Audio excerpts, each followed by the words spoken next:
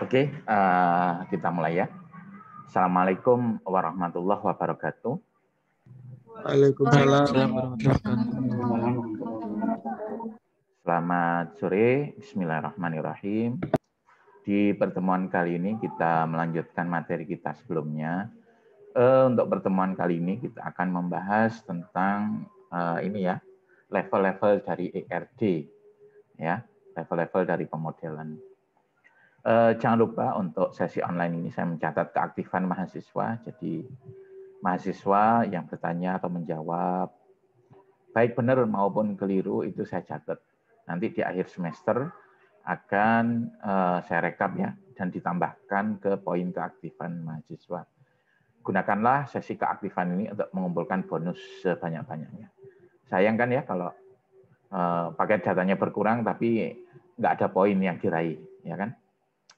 Kemudian kita jamnya mulai dari jam 5 sore ya. Nah, nanti di tengah-tengah itu kan ada waktu maghrib. Nah, untuk waktu maghrib kita pause sebentar untuk mendengarkan azan maghrib ya. Bagi yang mau sholat maghrib duluan silahkan. Tapi saya mengajarnya lanjut ya. Lanjut setelah azan. Insya Allah akan selesai sebelum waktu maghribnya habis ya, monggo. Tapi kalau yang mau sholat dulu silahkan ya. Ini kelas apa saya lupa? C, Pak. Kelas C, oke.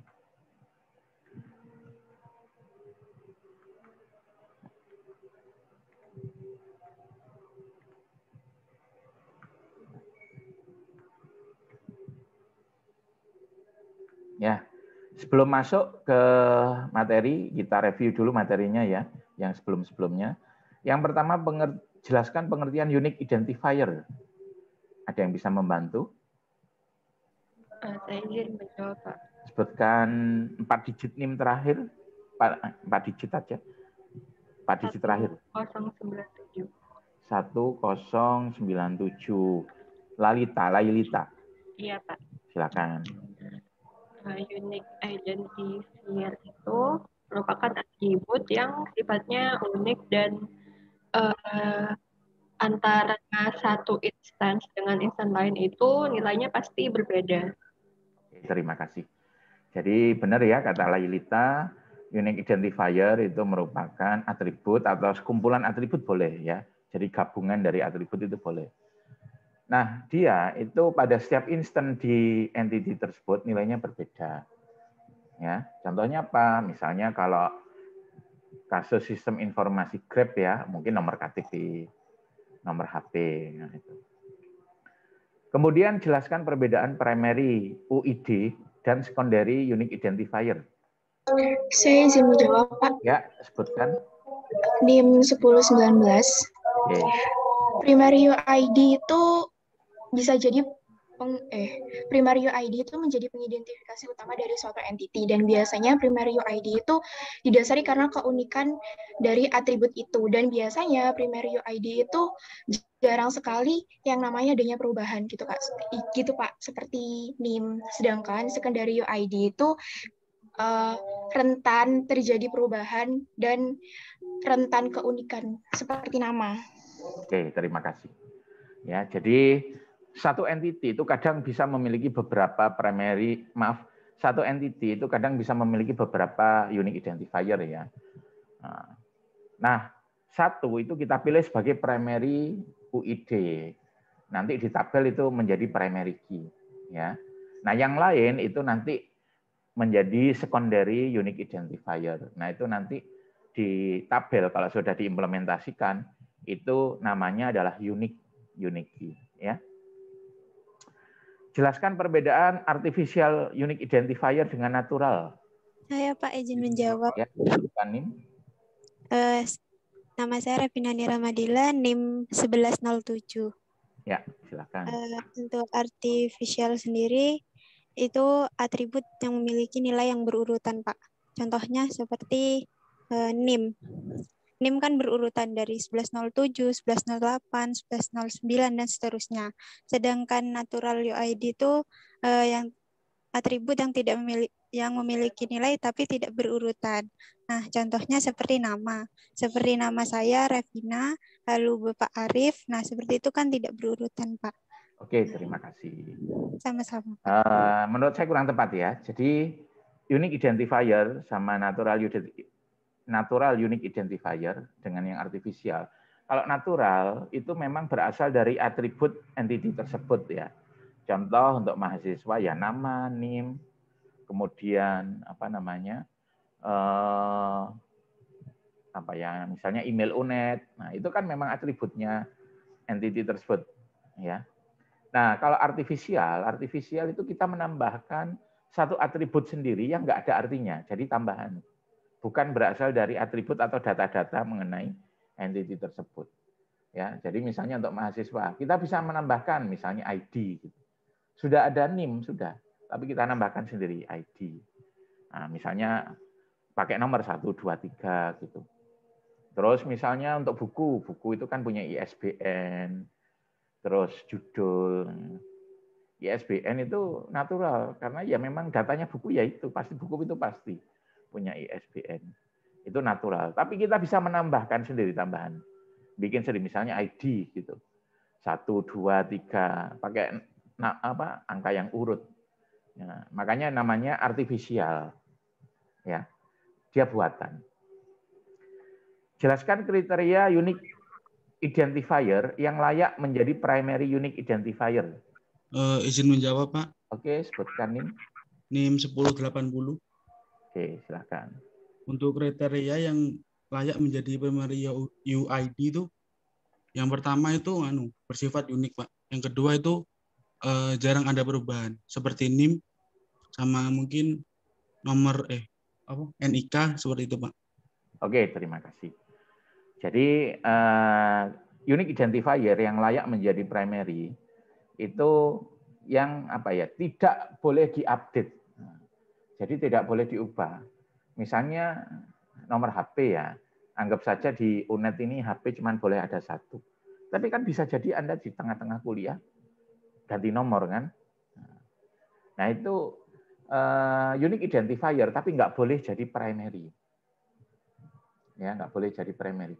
Yang menjadi primary itu nggak boleh yang punya kemungkinan diupdate ya. Jadi ada operasi update untuk mengganti data. Karena itu untuk primary unique identifier sebisa mungkin jangan menggunakan atribut yang punya arti. Ya, karena sesuatu yang punya arti itu rentan berubah. Contohnya NIM. NIM itu punya arti ya. Anda kan bisa tahu angkatannya dari NIM. Anda bisa tahu misalnya prodinya dari NIM, fakultasnya dari NIM itu bisa tahu. Nah, terus nomor HP jelas lah karena rentan Anda ganti nomor HP kan bisa jadi nomor Anda misalnya hilang atau apa kan, akhirnya diganti. Karena itu ya untuk menghindari hal tersebut kita menggunakan apa? Artificial unique identifier. Jadi untuk primary UID kita menggunakan yang artifisial. Kita nambahkan satu kolom yang nggak punya arti. Yang nilainya itu nggak ada hubungannya dengan entitinya sebenarnya. Isinya cuma 1, 2, 3. Nah itu dijadikan sebagai primary unique identifier. Ya itu best practice-nya atau saran yang diberikan oleh ahli desain database. Ya. Jelaskan optionality pada atribut. Makna optionality. Silakan.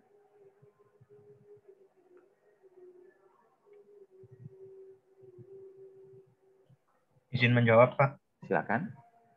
Kenalkan, nama saya Muhammad Yusuf Ramadhani, NIM 1050. Oke. Saya mencoba menjawab, mohon maaf kalau salah ya, Pak. Nggak apa-apa. Optionality pada atribut itu atribut yang boleh ada dan boleh tidak, gitu, Pak. Iya. Ya, opsional itu menjelaskan apakah sebuah atribut itu nilainya wajib diisi atau tidak. Ya. Nah, jadi contoh untuk entity mahasiswa misalnya NIM ya harus ada ya. Nggak mungkin ada instan mahasiswa yang NIM-nya dikosongi, itu nggak boleh. Nama juga. Nomor HP juga ya. Sekarang kalau nomor HP kan wajib, malah kan harus untuk ini, untuk apa namanya, kegiatan perkuliahan. Ya, tapi ada yang boleh kosong, ya. Misalnya Pak Hobi, misalnya boleh dikosongi. Nah, itu optionality-nya tidak wajib, ya. Jadi kalau Anda menambahkan instan baru, maka hobi itu boleh kosong. Jelaskan optionality pada relationship. Makna optionality pada relationship.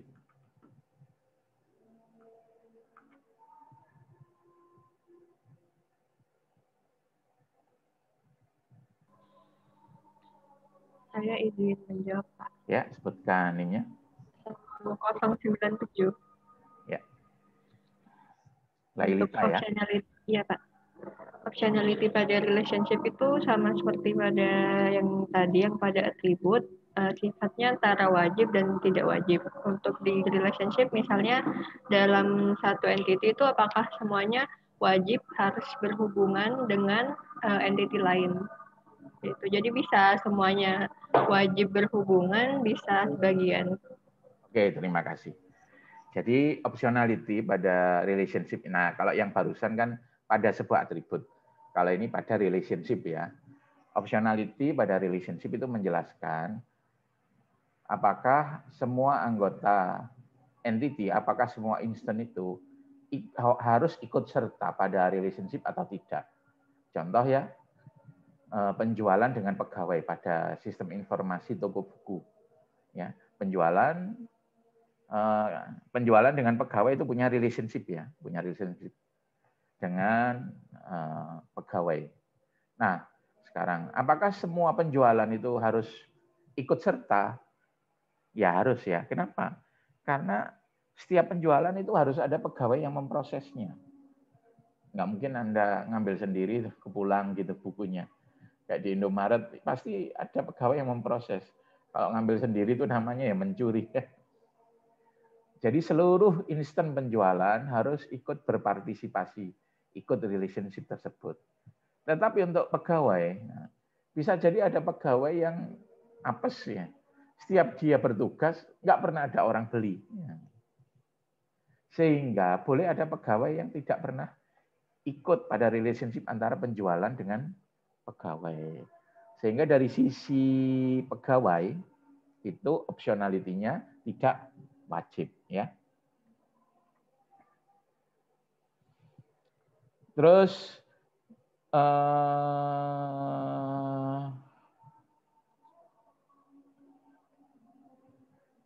jelaskan makna cardinality pada relationship. Izin menjawab, Pak. Ya, berapa NIM-nya? Saya NIM 1127. Jadi cardinality dalam relationship itu berapa banyak data di tabel A yang bersosialisasi dengan data di tabel B. Oke, terima kasih. Berapa NIM-nya tadi? 1127, Pak. 1127. Karenina. Iya, Pak. Ya, jadi cardinality pada sebuah relationship itu kan melibatkan dua entity. Misalnya A dan B. Nah, dilihat dari dua sisi ya. Berapa banyak entity A yang satu instan A itu punya relationship dengan berapa instan B dan sebaliknya. ya, dan sebaliknya. Satu instan B itu bisa punya relationship dengan berapa instan A, ya. Contoh misalnya kembali lagi ke pegawai dan penjualan, ya. Nah, untuk pegawai dan penjualan itu cardinality-nya adalah one to many, ya.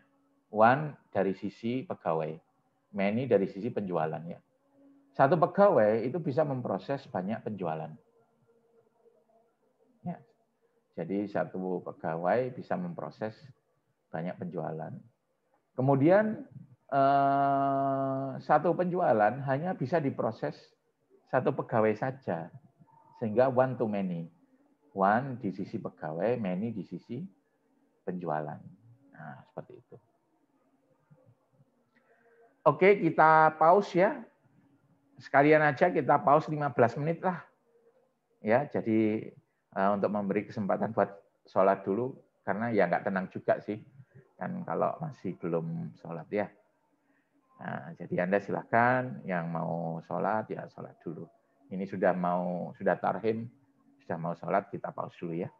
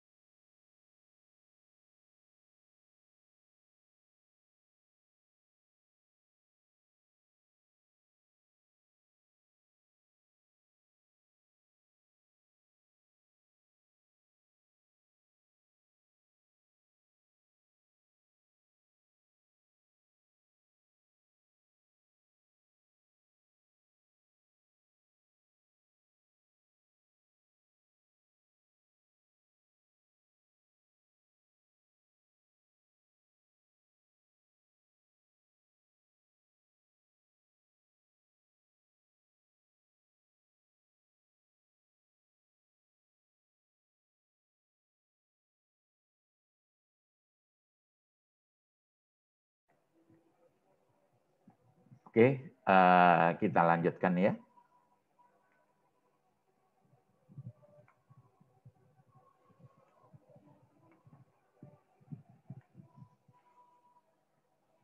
Jadi saya ulangi lagi mengenai cardinality ya. Jadi cardinality itu menunjukkan pada sebuah relationship. Relationship itu kan melibatkan dua entity ya. Jadi cardinality menunjukkan pada relationship tersebut satu entity dari A itu punya relationship dengan berapa entity di sisi B. Dan sebaliknya, satu entity di sisi B itu punya berapa, maaf saya ulangi lagi. Jadi contohnya satu instan dari A itu punya hubungan dengan berapa instan di B. Ya. Sebaliknya satu instan di B itu punya hubungan dengan berapa instan di A. Contohnya apa? Jadi contoh ya, misalnya pendaftaran dengan pemeriksaan pada klinik. Untuk pendaftaran dan pemeriksaan itu satu-satu kardinalitinya. Kenapa? Satu pendaftaran ya satu pemeriksaan. Satu pemeriksaan ya satu pendaftaran. Nggak mungkin satu pemeriksaan itu dua pendaftaran. Artinya yang satu lari kan ya. Terus bisa juga one to many ya. One to many. Jadi untuk cardinality ada one to one, ada one to many, ada many to many ya. Untuk one to many contohnya apa? Yang balik lagi ke contoh penjualan buku ya. Pegawai dengan penjualan. Satu pegawai bisa memproses banyak penjualan. Jadi satu instan pegawai itu punya relationship dengan banyak penjualan ya. Sebaliknya satu penjualan cuman satu pegawai. Nah, kalau seperti itu one to many. One di sisi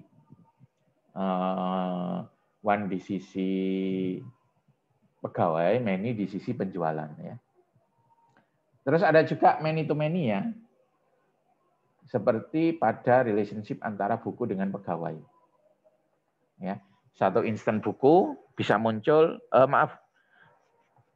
seperti relationship antara buku dengan penjualan. Satu penjualan itu bisa banyak buku. Kalau Anda beli buku di Gramedia misalnya kan dalam satu penjualan itu bisa banyak kan. Sebaliknya satu buku bisa muncul di banyak penjualan ya. Sehingga relationship-nya cardinality-nya adalah many to many. Ya. Jelaskan pada one to many relationship pencatatan UID dilakukan oleh entity yang mana? Ada yang bisa membantu? Izin menjawab, Pak. Ya, Ardea. Saya NIM 1021. Mungkin pada entity yang one tadi, seperti pada entity pegawai dengan penjualan. Nah, pencatatan UID-nya ini dilakukan di entity pegawainya, Pak. Oke, terima kasih. Mungkin ada jawaban yang lain? Di sisi many ya. Jadi gini, coba bayangkan ketika menambah data baru. Ketika kita nambah pegawai baru, perlu nggak mencatat sesuatu dari penjualan? Kan nggak ya. Nah, sebaliknya, kalau kita nambah penjualan baru, itu ya tentu kita harus mencatat apa? Siapa yang memproses kan gitu.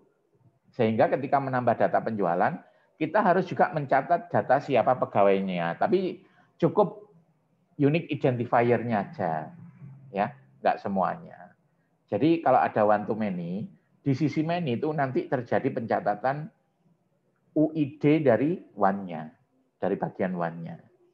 Ya, tetapi untuk ERD ya, untuk ERD di konseptual design ya maupun logical itu tidak ditulis secara spesifik ya, maksudnya tidak ditulis secara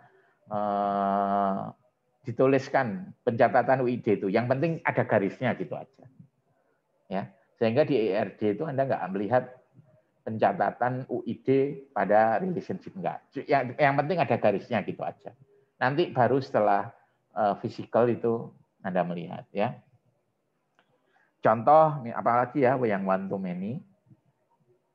Misalnya pada toko buku, kembali lagi ke toko buku, misalnya antara buku dengan genre. Buku dengan genre. Buku itu di sisi one, genre itu maaf terbalik. Genre di sisi one, buku itu di sisi many ya. Jadi satu genre bisa banyak buku. Tapi satu buku ya cuman satu genre.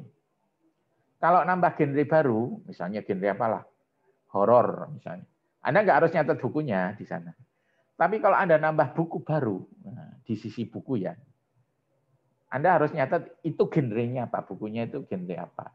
Tapi nggak harus ditulis lengkap, cukup UID atau unique identifier dari genrenya. Jadi pada one to many itu ada pencatatan UID di sisi many-nya.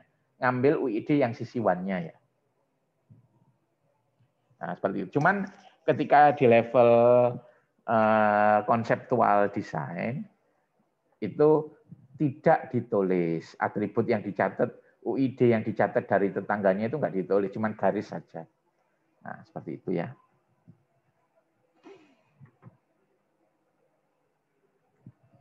Jelaskan penanganan many-to-many relationship.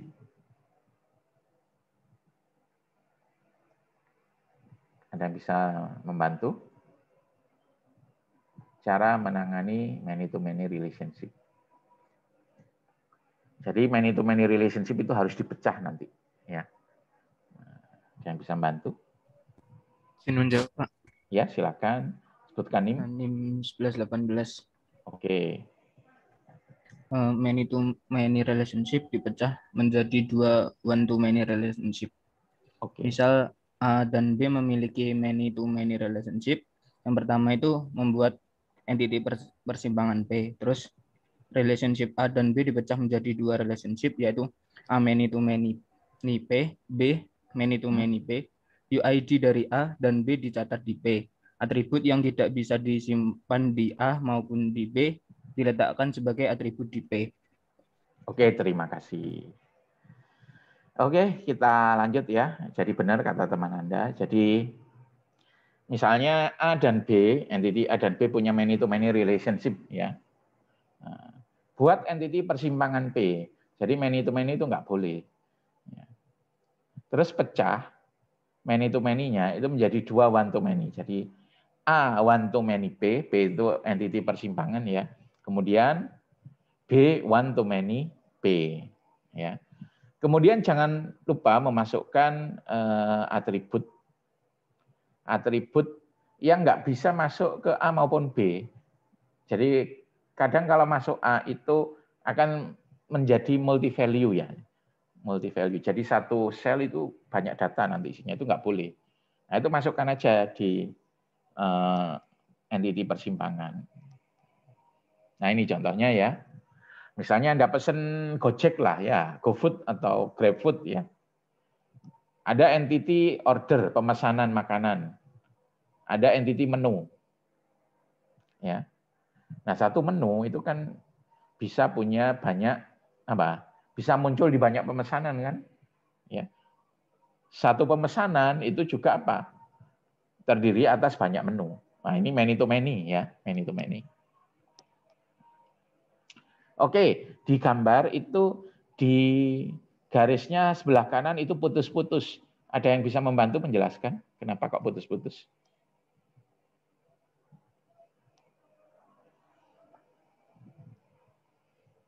Di gambar relationship antara order makanan dan menu itu putus-putus di sebelah kanan. Ada yang bisa membantu menjelaskan? Nggak ada? Kalau putus-putus itu maknanya optionality di sisi menu ya itu tidak wajib. Jadi boleh ada menu yang nggak ikut relationship ini. Kan ada bisa jadi ada menu yang nggak pernah dipesan kan? Nah, itu maknanya ya. Jadi di sini many to many. Nah, di sini Ada atribut yang nggak bisa masuk baik di makanan, di menu maupun di order. Apa? Nah, misalnya apa? Berapa porsi yang dipesan? Misalnya Anda pesan lewat GrabFood ya, atau GoFood. Misalnya nasi goreng 3, mie goreng 2. Ya. 2, 3 nggak bisa masuk ke order makanan. Kenapa? Karena apa? Multi value ya. Satu order itu kan nasi gorengnya 2, terus mie gorengnya 3. Misalnya kita masukkan quantity ke order ini. Artinya quantity kan isinya 2 dan 3. Nah, itu kan multi value. Ya. Tingkat kepedasan per menu. Nah, misalnya nasi gorengnya pedas. Mie goreng tidak pedas. Ya. Artinya untuk satu order ada atribut tingkat kepedasan. Yang satu pedas, yang satu tidak pedas. Nah, itu kan nggak boleh. Multi value. Ya. Terus catatan tambahan, Anda kalau beli kan biasanya untuk per menu yang dipesan, itu kan ada catatan tambahannya. Nasi gorengnya misalnya sausnya sedikit, mie gorengnya misalnya acarnya minta tambah. Nah, kalau kita menambah pemesanan baru, catatan tambahan ini juga akan menyebabkan multi value ya. Satu order catatan tambahannya 2. Nah, itu kan nggak bisa ya. Jadi nggak bisa masuk ke order makanan dia, nggak bisa masuk ke menu juga, ya. Nah itu nanti masuk ke entity persimpangan. Oke, sampai di sini mungkin ada yang ditanyakan. Anda harus paham ya bagian ini karena ini agak sulit Pak, menurut saya. Nah ini penyelesaiannya ya. Di sini entity persimpangan saya namakan detail order. Jadi kalau Anda pesan sesuatu makanan, itu kan ada item-item pemesanan ya, nasi goreng 2, mie goreng 3, es teh 1. Nah, masing-masing item itu kan item pemesanan namanya atau detail order atau detail pemesanan ya. Jadi satu baris yang Anda beli nasi goreng 2 atau mie goreng 3, itu namanya satu detail order. Ya. Nah, itu dipecah ya, entity persimpangan. Entity persimpangannya itu ternyata adalah detail order. Ya. Nah, atribut-atribut yang nggak bisa disimpan di pemesanan atau di order, Anda pindahkan ke sini. Quantity, ya, tingkat kepedasan, keterangan. Jadi misalnya Anda beli nasi goreng 2. Nah, itu 2-nya masuk di sini ya, di detail ordernya di entity persimpangan. Mie goreng 3, 3-nya juga masuk ke entity persimpangan. Ya, seperti itu. Jadi cara mencatatnya di detail order itu seperti ini. Nah, ini saya menunjukkan level tabelnya ya. Jadi sebenarnya kalau di entity nggak seperti ini. Level tabelnya seperti ini pencatatannya. Jadi di sini kan dipecah menjadi 2 relationship ya. Order makanan ke detail order one to many, ya kan?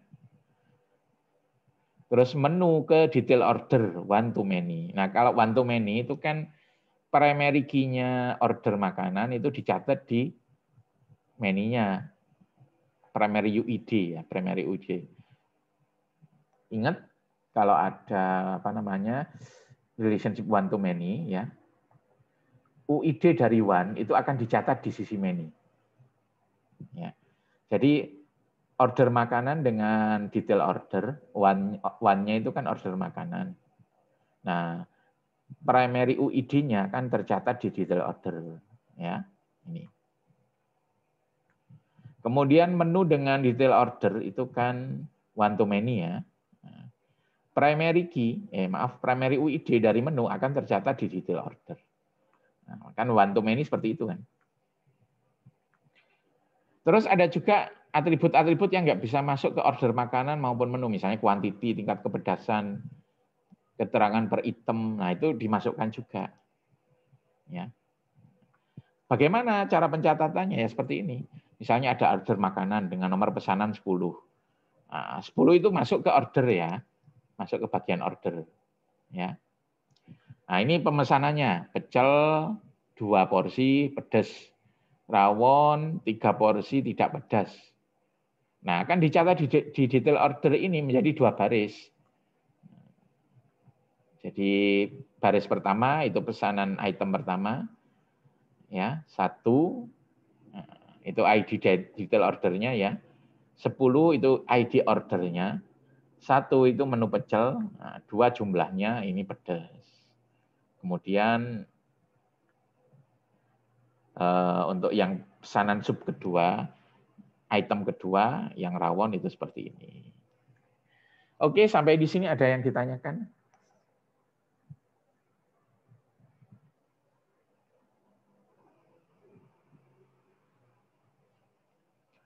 Nah, sekarang bagaimana primary UID?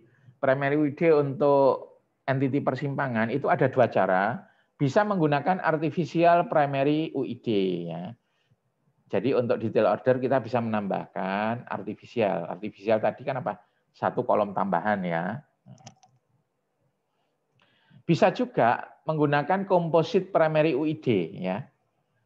Composite primary UID. Jadi tadi kan UID dari ordernya masuk ke detail order, UID dari menu kan masuk ke detail order. Nah, itu digabung. Jadi gabungan antara UID-nya order makanan dan UID-nya menu itu dijadikan primary UID. Ya. Jadi bisa 2 cara. Ya. Kalau cara pertama, nah seperti ini, lambangnya itu seperti ini ya. Jadi crowfoot-nya, crowfeet nggak ada garisnya. Nah, ini pakai cara apa? Pertama, jadi dia pakai artificial primary key. Tapi untuk yang pendekatan kedua, crowfeet-nya di sini, nah, itu pakai apa? Ada garis. Itu menunjukkan bahwa primary UID dari order masuk ke detail order dan dijadikan bagian dari primary UID detail order. Primary UID dari menu masuk ke detail order dan dijadikan bagian dari primary detail order.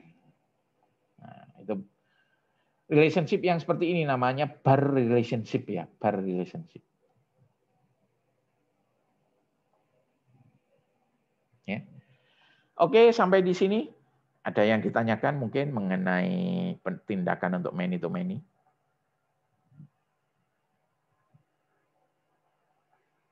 Nggak ada? Nah, bagaimana memahami perbedaan antara order dengan detail order? Nah, kalau Anda baca nota, ya, yang namanya detail order itu merupakan 1 baris pesanan Anda. Anda kalau beri kan nasi goreng bareng-bareng misalnya di warung, nasi goreng 3, mie 2, nah itu detail order. Ya. Detail order itu merupakan bagian dari sebuah order. Misalnya, sebuah order itu ada nomor nota, ada tanggalnya. Item-item yang dipesan apa aja? Nah, itu adalah detail order. Nah, itu analoginya ya. Sampai di sini ada yang ditanyakan? Nggak ada? Oke, kita lanjut. Di sini kita akan belajar cara membaca relationship ya. Jadi untuk membaca relationship itu ada aturannya, namanya ERDIS ya. Nah, relationship itu bisa dibaca dari kiri ke kanan maupun kanan ke kiri ya. Contoh di atas di slide itu bisa dibaca dari sisi employee, bisa dari sisi departemen ya. Nah, sudah ada sintaksnya ya atau strukturnya untuk membaca ERDIS ya. Baik dari kiri maupun dari kanan itu sintaknya sama. Nah, ini dalam bahasa Inggris saya terjemahkan ya dalam versi bahasa Indonesia. Sintaknya seperti ini. Yang satu, kata pertama itu setiap. Nah, kalau membaca relationship itu ada kata setiap. Terus yang kedua, kita sebutkan entity A, nama entity A. Ya. Terus yang ketiga, kita sebutkan optionality-nya kalau dari arah A. Apakah harus atau bisa. Kalau harus, itu artinya semua anggota instannya A harus ikut relationship tersebut. Ya. Wajib. Kalau bisa, itu boleh ada yang nggak ikut. Nah, ya. Terus kita lanjutkan nama relationship ya. Nama relationship dari sisi A. Ya. Kemudian kita lanjutkan cardinality dari sisi B. Ya. Cardinality itu bagaimana? Satu dan hanya satu. Bisa juga satu atau beberapa. Ya. Kemudian kita sebutkan nama entity B. Nah, ini urut-urutan membacanya ya. Jadi tinggal dimasukkan saja. Contoh ya. Nah, ini agak saya perbesar.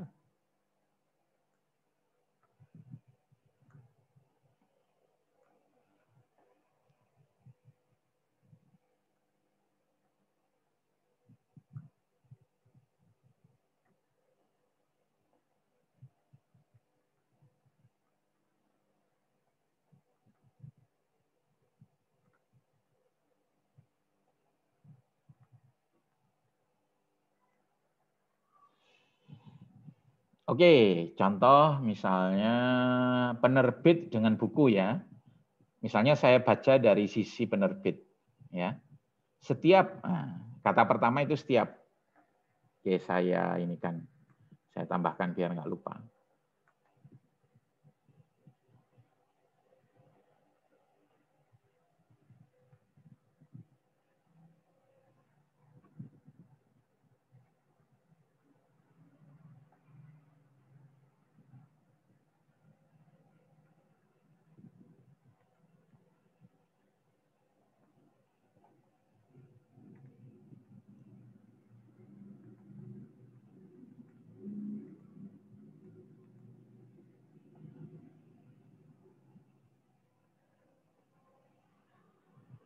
Nah, ini petunjuknya ya. Oke, saya beri contoh ya. Saya baca satu yang dari B. Dari penerbit buku ya. Oke, saya baca dari sisi penerbit. Di sini. Setiap penerbit, yang nomor satu setiap, nomor dua penerbit kan, nama entitinya. Kemudian kita baca optionality-nya. Nah, di sisi penerbit, optionality-nya itu kan apa? Tidak wajib ya. Tidak wajib. Dia kan putus-putus di sini. Sehingga apa? Bisa. Setiap penerbit bisa, gitu ya. Kemudian nama relationship-nya itu kalau dibaca dari sisi penerbit. Menerbitkan. Setiap penerbit bisa menerbitkan. Nah, kemudian cardinality di sini kan one to many kan ya. One to many. One di sisi penerbit, many di sisi buku. Jadi setiap penerbit bisa menerbitkan satu atau beberapa buku. Nah, itu cara membaca relationship antara penerbit dengan buku. Saya ulangi, setiap penerbit bisa menerbitkan satu atau beberapa buku. Sekarang kalau saya balik, kita baca dari sisi buku ya. Setiap buku, kan ini urut-urutannya langsung dibaca aja dari ini. Ya, dari sintaksnya ERDIS. Setiap buku. Nah, di sisi buku optionality-nya itu kan wajib ya. Setiap buku harus diterbitkan oleh, nah, soalnya nama relationship-nya kalau dari sisi buku itu diterbitkan oleh. Setiap buku diterbitkan oleh satu dan hanya satu. Nah, karena ini kalau dari sisi buku kan satu cuman ya. Satu dan hanya satu penerbit. Nah, itu cara membaca relationship. Ya. Oke, sampai di sini ada yang ditanyakan? Oke, saya minta tolong membaca ERDIS dari relationship antara pegawai dan penjualan. Ada yang bisa bantu?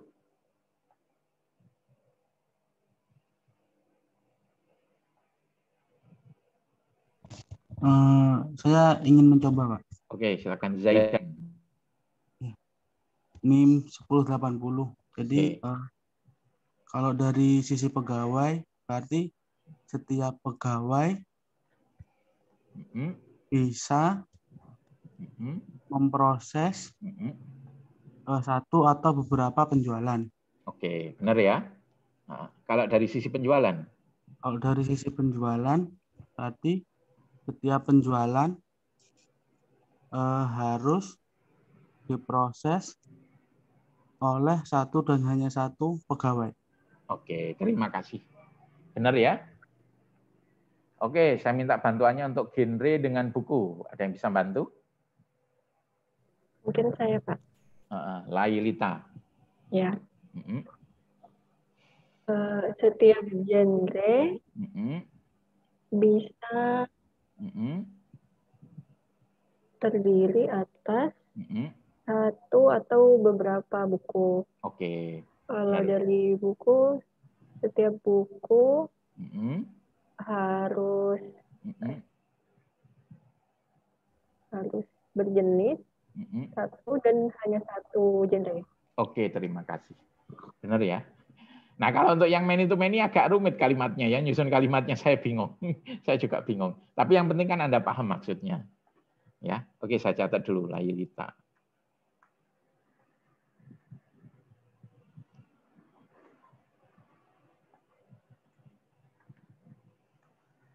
Oke, kita lanjut ya.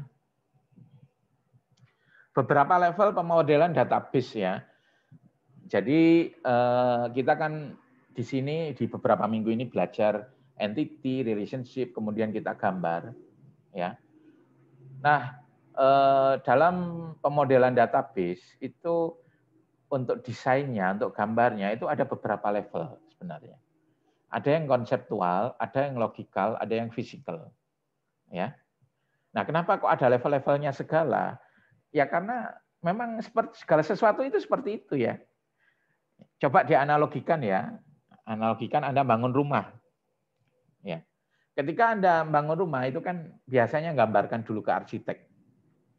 Ya. Ketika pertama kali ketemu arsiteknya apa langsung jadi yang seperti ini. Nah, seperti ini kan enggak toh? Harus beberapa kali dulu ketemu dengan arsiteknya ya.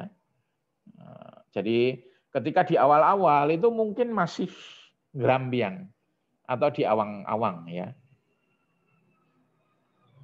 Jadi ngobrol dulu dengan arsitek ya. Ketika ngobrol arsiteknya tanya, Pak, luas tanah Anda berapa Pak? Ingin rumahnya ngadep kemana gitu. Terus kira-kira butuh berapa kamar? Anda ingin meletakkan ruang tamu di mana? Ketika berkomunikasi itu nggak langsung jadi gambar yang detail. Ya cuman oret-oretan saja. Ya contohnya seperti di gambar ini ya. Oret-oretan. Ya. Jadi pada proses tersebut dibutuhkan narasi obrolan ya, obrolan dan desain kasar atau oret-oretan sebagai sarana komunikasi ya. Misalnya orangnya, saya ingin ini Pak membuat rumah 2 lantai. Depan rumah disisihkan sedikit untuk halaman ya. Kemudian saya ingin rumahnya punya garasi yang bisa menampung 2 mobil. Saya ingin rumahnya jangan terlalu banyak sekat dan lain-lain. Nah, pada proses tersebut arsiteknya ya niatnya ya ingin apa? Mengcapture atau memahami apa yang diinginkan atau kebutuhannya konsumennya kan ya. Dan itu prosesnya nggak sekali ya bolak-balik. Ya. Jadi gambarnya itu masih belum detail ya. Masih istilahnya oret-oretan kasar. Nah, tahap oret-oretan kasar itu analog atau hampir sama dengan konseptual model dan logical model. Ya. Jadi kalau konseptual model itu lebih kasar lagi, masih global ya. Kalau logical model itu sudah terbentuk struktur gambarnya, tapi masih belum gambar teknis ya. Ya ini istilahnya kalau yang gambar seperti ini itu yang masih tahap konseptual dan logical model. Nah setelah bertemu bolak-balik, akhirnya arsiteknya paham dengan keinginannya orang yang mau gambarkan rumah, nah, informasinya sudah lengkap, maka dia akan membuat gambar yang detail ya. Seperti ini. Jadi setelah lengkap informasinya, arsitek bisa membuat gambar yang detail ya. Gambarnya ya sangat detail. Jadi ada ruangan-ruangannya, ukurannya sampai skala-skalanya. Kemudian desain dari misalnya kusen-kusen itu sudah jadi. Ya. Jadi kalau Anda bangun rumah itu kalau ke arsitek ya kusen-kusennya juga digambar. bagaimana model kusennya ya. Kemudian atapnya, kerangka-kerangka yang di atap, kayu-kayu itu juga digambar oleh asistennya. Sampai berapa meter, sudutnya berapa derajat. Sehingga kalau gambar yang versi terakhir ini sudah jadi, ya, terus dibawa pulang, ketika bangun rumah, yang bangun rumah itu orang lain itu nggak masalah, bukan arsiteknya itu nggak masalah. Kenapa? Karena speknya di gambarnya itu sudah lengkap semuanya. Dia akan bisa membangun rumah sesuai dengan yang digambarkan oleh arsitek, yang dibayangkan oleh arsitek. Nah, gambar dalam tahap ini itu namanya physical atau analog dengan physical model. Nah, seperti itu.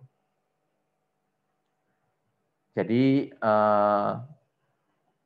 kalau konseptual model dan logical model itu masih belum terlalu teknis ya, belum terlalu detail. Apalagi yang konseptual, ya. Kalau logical model, nah ini yang sudah kita pelajari selama ini ya. Kita main di level logical model. Entity, relationship, atribut-atribut, optionality, cardinality, itu kita main di logical model. Ya. Kalau sudah selesai, kita konversi ke physical model. Ya.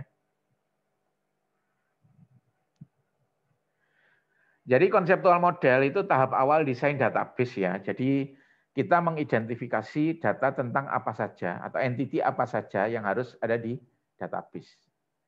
Kemudian mengidentifikasi relationship ya. Jadi intinya yang pertama di konseptual ada entity, ada relationship itu aja. Tapi itu belum detail ya. Belum detail. Jadi untuk entity itu masih nggak ada atributnya. Nggak ada unique identifier-nya. Jadi hanya kotak dikasih nama gitu aja. Misalnya buku gitu aja. Nggak usah dikasih atribut misalnya judul, ISBN, nggak usah. Ini kan masih global ya. Jadi belum ada atribut, belum ada unique identifier-nya. Terus untuk relationship ya cuman garis saja ya. Nggak ada optionality, one to many-nya nggak ada opsionalnya atau wajib atau nggak wajib, entity persimpangan itu kita nggak mikir ini. Yang penting ya cuman ada entity sama garis itu aja wis. Nah, itu yang tahap awal ya, konseptual model. Apa manfaat dari konseptual model? Ya, alat bantu untuk berdiskusi dan menggali informasi dari customer. Jadi, Anda misalnya nanti ketika ngerancang database, ngobrol dulu dengan pihak pemesan, ya, dengan pegawai-pegawainya, dengan manajemennya. Nah, itu Anda sambil ngobrol itu ya juga apa? Oret-oretan gambar. Oh, kalau gitu Pak, data yang harus kita simpan ini ya, buku ya. Ada nggak garis kotak entity buku. Terus ada penjualan juga ya. Buku dan penjualan itu punya relationship. Oh, Anda tarik garis. Ya. Terus itu juga konseptual model itu alat untuk memahami bisnis proses. Ya. Jadi bagaimana cara menjalankan bisnisnya perusahaan tersebut ya. Misalnya untuk inilah di universitas ya. Untuk mekanisme mengadakan kuliah itu bagaimana, untuk presensi bagaimana. Nah, itu salah satu alat untuk memahami itu ya konseptual model ini ya. Terus untuk menangkap bisnis rule ya internal maupun eksternal yang berlaku di sistem informasi. Jadi sistem informasi itu juga ada bisnis rule-nya. Misalnya ya, kalau di tanggal merah tidak boleh mengadakan perkuliahan, misalnya di hari besar nasional, itu kan bisnis rule. Ya. Atau di bank, saldo minimal 50.000, nah, itu kan bisnis rule juga. Nah itu berusaha kita tangkap ya dengan diskusi atau berkomunikasi. Terus dituangkan dalam konseptual model ini ya, campur narasi. Oke, sampai di sini mungkin ada yang tanyakan mengenai konseptual model. Jadi ya cuman kotak sama garis. Kotaknya masih belum ada atributnya ya. Garisnya belum ada optionality, cardinality. Oke, kita lanjut. Kemudian ada relational model ya. Kalau relational model itu yang kita pelajari sekarang ini ya. Kita itu bermain di tahap level relational model. Jadi lebih detail ya, lebih detail dari konseptual. Kemudian menggunakan ERD, Entity Relationship Diagram ya.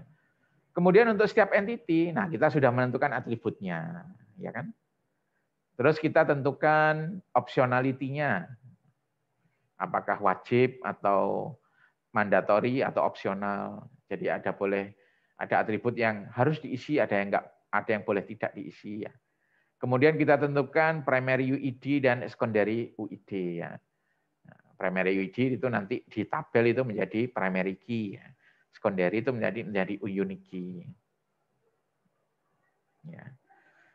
Kemudian untuk setiap relationship itu dibuat spesifikasi tentang optionality kemudian cardinality. Anda tentukan mana untuk optionality, mana yang partisipasinya wajib, mana yang tidak wajib ya. Mana yang one to one, mana yang one to many ya.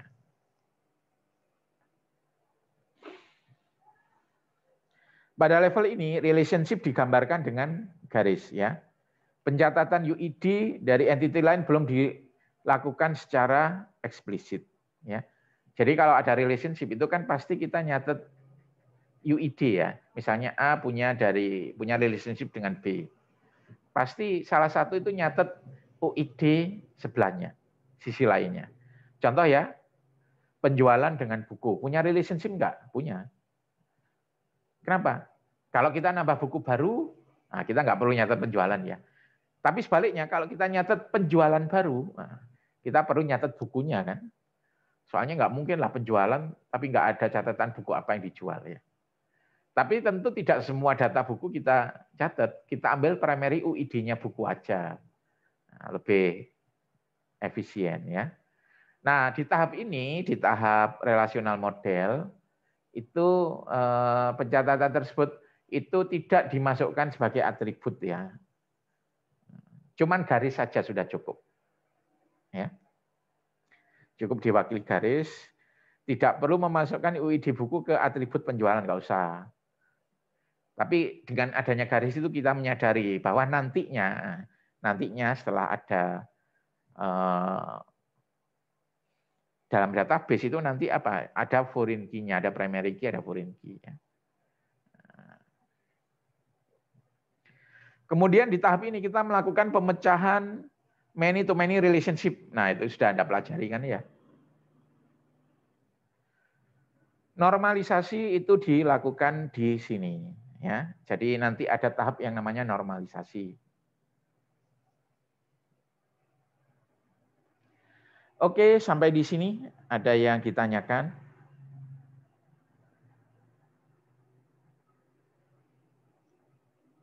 Nggak ada? Nah, kita lanjut ke physical model ya. Nah, physical model itu kalau analoginya gambar rumah itu ya gambar yang sangat detail ya, sudah siap dibangun. Sudah ada senti-sentinya, sudah ada desain kusen-kusennya, sudah ada desain kerangkanya, ukurannya, pakai skala, ada sudut dari gentengnya ya. Jadi physical model ini ya kalau database ya spesifikasi yang sudah detail ya. Nah, diagramnya itu sedikit berbeda dari ERD kita, dari logical ya. Terus physical model itu siap dikonversi menjadi DDL di database management system tertentu. Jadi dari DDL bisa dikonversi menjadi dari physical model bisa dikonversi menjadi DDL-nya misalnya Oracle versi berapa. Karena sintaknya agak berbeda ya. DDL itu merupakan bahasa untuk membuat database. Jadi kalau sudah dikonversi menjadi DDL, tinggal eksekusi aja jadi sudah database Anda siap dioperasikan. Di level ini, di physical model, entity itu disebut tabel ya. Nah, jadi entity itu dikonversi menjadi tabel. Atribut itu disebut kolom. Terus tipe data per kolom dan presisinya itu ditulis secara spesifik. Ya. Misalnya apa? Misalnya untuk tabel buku misalnya. Misalnya judul misalnya dikasih tipe varchar 50. Nah. Harga misalnya money presisinya mungkin 7 digit. Nah, jadi sudah sangat detail di sini ya. Kalau Anda menggunakan case tool itu software untuk membantu kita melakukan desain. Contohnya Oracle SQL Developer yang sudah Anda gunakan di praktikum. Nah, proses penentuan tipe data itu bisa dilakukan di level logical ya, bisa di ERD. Ketika Anda nambah atribut. Ya.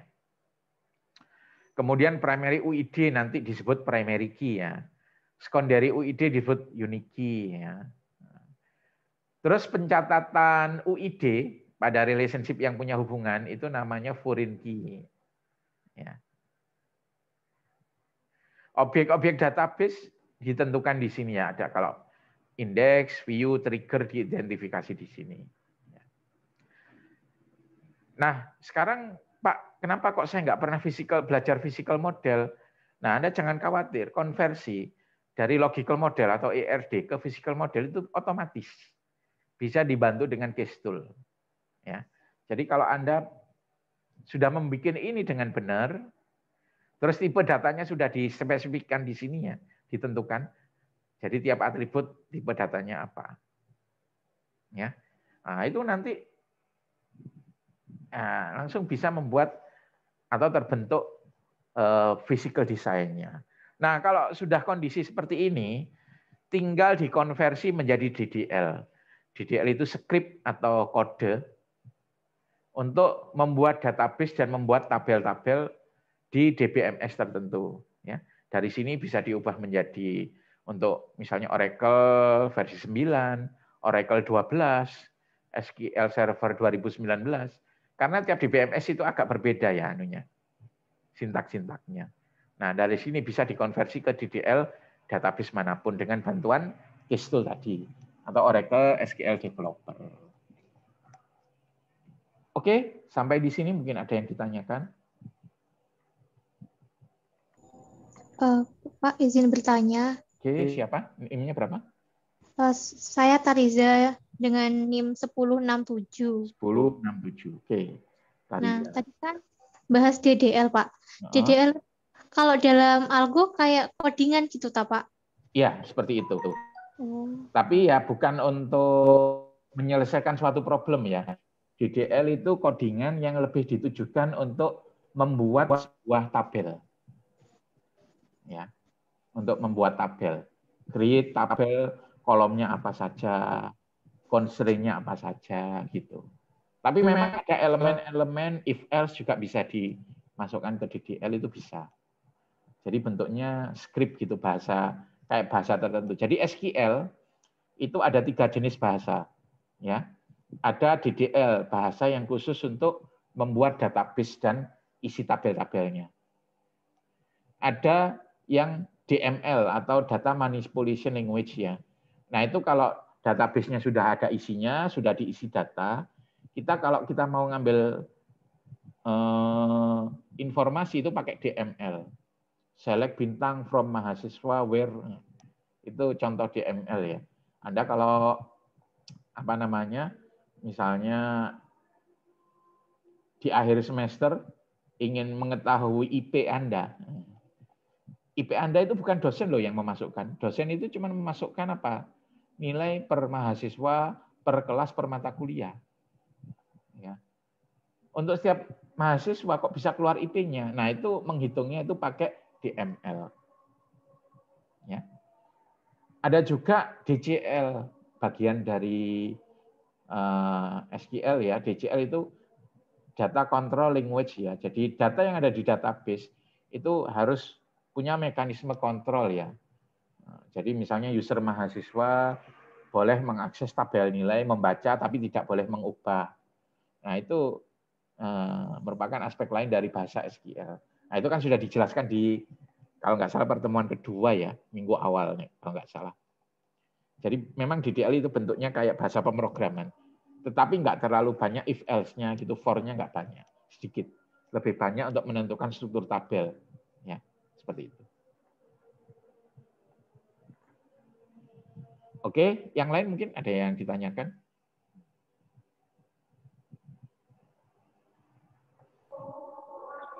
Permisi, Pak. Ya. katanya yang presisi tadi itu maksudnya gimana ya, Pak?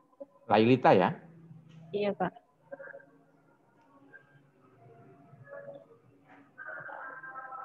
Presisi itu maksudnya pembatasan rentang nilai, Lailita. Jadi misalnya untuk gaji ya, misalnya Anda kasus toko buku aja, kasus toko buku ya. Misalnya untuk entity buku ya, kan ada atribut harga. Nah untuk atribut harga itu misalnya kita kasih tipe data money. Nah sekarang untuk sebuah buku rentang harga yang mungkin itu berapa? Anggap saja misalnya dari yang paling murah 5.000, yang paling mahal misalnya 1 juta lah. Untuk buku yang tebal-tebal misalnya ensiklopedi, kamus itu kan 1 juta. Nah kita tentukan untuk money itu nanti kira-kira berapa, untuk harga itu kira-kira berapa digit ya yang mungkin. Nah itu namanya presisi. Nah itu tujuannya untuk mencegah entry data yang tidak benar. Jadi misalnya waktu ngantuk pas ngentri orangnya ngantuk kepencet angka nolnya terus menerus, ketika di save, wow harganya kok 1 miliar ini. Nah itu gunanya presisi ya untuk membatasi nilai yang sah. Seperti itu ya. Makasih. Ada yang ditanyakan lagi? Maaf Pak, Silakan. izin bertanya. Ya. Saya kan melihat ada fun chart 50 chart yang dalam kurung itu Pak. Terus ada lagi fun chart yang 100 chart. Di nama penerbit sama nama pengarang. Itu apa bedanya ya Pak? 50 chart sama 100 chart itu? Oke. Jadi untuk tipe data yang tulisan, itu kita salah satu yang bisa gunakan itu varchar. Ya, varchar itu kayak string ya. String dalam Python ya. Atau Java. Varchar itu juga sama, diberi presisi juga. Misalnya, untuk nama dibatasi berapa karakter sih yang mungkin. Contoh ya, kalau nama orang di Indonesia, nggak ada yang lebih dari 50 karakter. Makanya varcharnya dibatasi 50, seperti itu. Kalau misalnya mungkin nama penerbit, mungkin ada penerbit yang agak panjang ya, Gramedia, Pustaka Utama, dan seterusnya. Oke lah, kita batasi sampai 100 saja. Nah, itu termasuk presisinya ya, untuk yang tipenya string atau varchar. Ya. Yang itu lain, jadi, ya, gimana? Karakter katanya ya Pak? Berapa Hurufnya, banyak karakter hurufnya. kata? Oh iya Pak, terima kasih penjelasannya. Yang lain mungkin? Oke, nggak ada? Saya ingin bertanya. Oke, Ariza. Iya, saya ingin bertanya kan ini buat yang tadi tuh yang hubungan many to many itu kan nggak bisa langsung dimodelkan kan Pak? Ya. Jadi dia harus dipecah. Nah itu tuh kalau boleh bisa, tahu, tapi harus ditangani lagi. Iya, kenapa many to many nggak bisa langsung dimodelin dan harus ada tahapnya gitu buat ke sana? Gini, kalau many to many itu pasti mengakibatkan multi value attribute. Ya kan? Contoh penjualan dengan buku. Atau tadi order makanan dengan menu. Pasti ada multi value attribute-nya many to many itu. Ya, Anda misalnya order makanan itu nasi goreng 2, mie 3. Nah, kalau misalnya quantity, kita mau nyimpen quantity 2, 3. Nah, itu nggak boleh ya. Karena apa? Kalau mau menggali informasi, sulit mecahnya. Jadi nggak boleh ada multi value attribute. Karena itu many to many harus dipecah menjadi 2 one to many untuk menghindar dari multi value attribute. Seperti itu. Soalnya kalau ada multi value itu kita mau ngitung sulit, komputer itu mau ngitung pemrograman kalau ada multi value attribute itu. Anda mau menghitung total nilai pesanan sulit banget ngodingnya. Ya, seperti itu. Oke, sudah adzan Isya ya. Kita cukupkan sampai di sini aja ya. Kita akhiri. Insya Allah akan saya upload. Kita akhiri. Assalamualaikum warahmatullahi wabarakatuh. Waalaikumsalam warahmatullahi wabarakatuh. Terima kasih Pak. Bye.